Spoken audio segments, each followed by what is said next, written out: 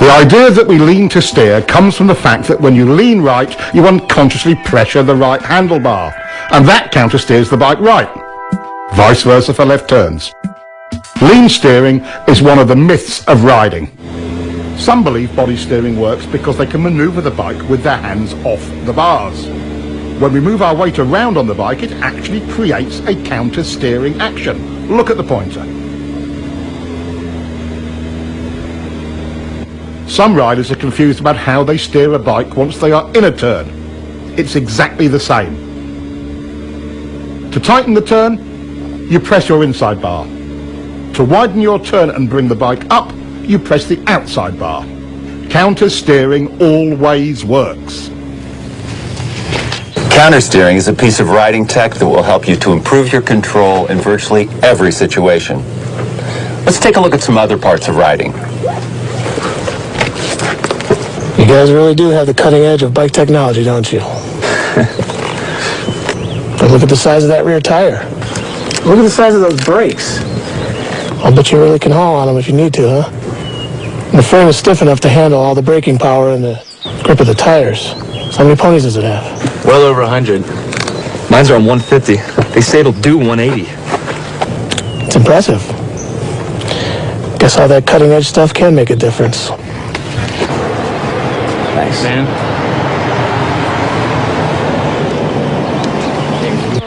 But sometimes the cutting edge cuts the rider. What's needed is the riding technology to match the machine's technology. After over a century of development, motorcycles are truly precision cornering machines. But that doesn't eliminate rider error. What stops most riders from being able to use all of that potential?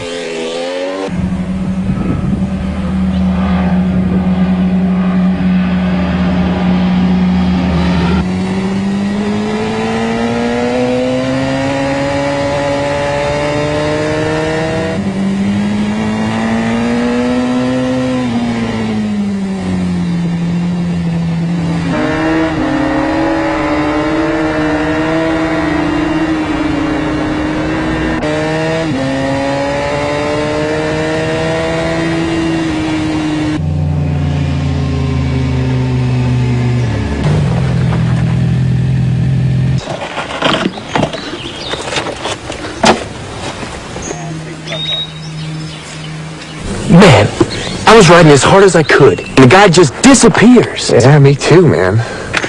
Hey, is there anything in that Twist 2 book he gave us about riding harder? Here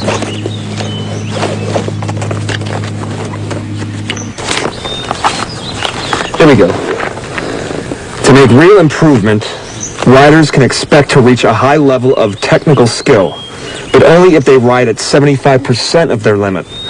Everyone agrees that in some fashion, survival reactions... Survival reaction? What's that? It's like fear? Yeah. Survival reactions, or SRs, are the ever-present barrier to riders reaching their goals. That's right. Every time I try to up the pace, I get myself into all sorts of problems. It's like I'm afraid to push my limits. But I'm not sure what I'm afraid of. It's me too. It's definitely my personal limit.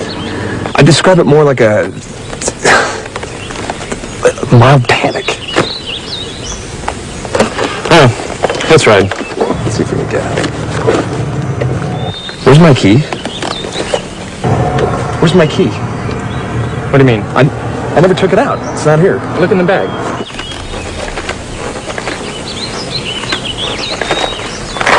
It's an agreed-upon fact. Our instinctive survival reactions, our SRs, ruin a rider's hopes of being confident and in control.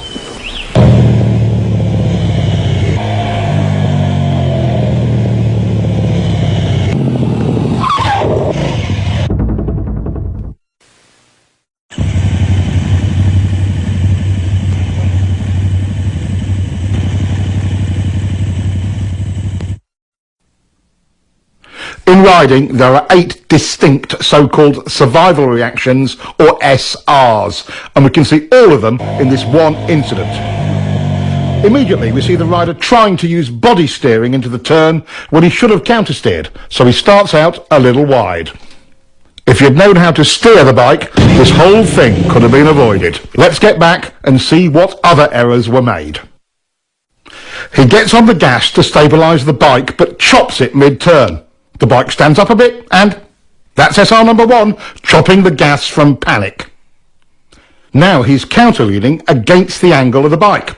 This increases bike lean angle, but doesn't tighten up the turn as he had hoped. This is another SR. Now the bike is unstable and running wide, so he tightens his grip on the bars. Our most common SR. None of this helped. He's running wide and panics. He's looking everywhere but where he should be. Around the turn. This is visual panic. He target locks on the very thing he doesn't want to hit. An SR? You bet. In a panic, we go where we look. He's steering directly towards the log where his attention is locked. SR number 6. With his attention tunnelling down, he cannot steer effectively and becomes frozen on the bars. Yes, SR number 7. He can't turn, so he jumps on the brakes. Our 8th SR. His lazy steering started the whole mess, but when he chopped the throttle off, it got worse. First, let's take a look at throttle control and how it works.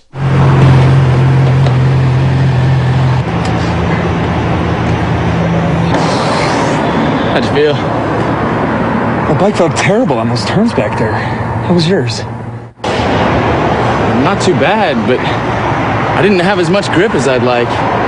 The roads must have been really slippery. I think I need to play around with the suspension a little bit. You know how to do that? Yeah, but not enough. Hey, are there any suspension settings in that twist of the wrist 2 book that guy gave us? Hold on. It says here that understanding the performance specifications of your bike is one step in reducing throttle control survival reactions that detract from your riding.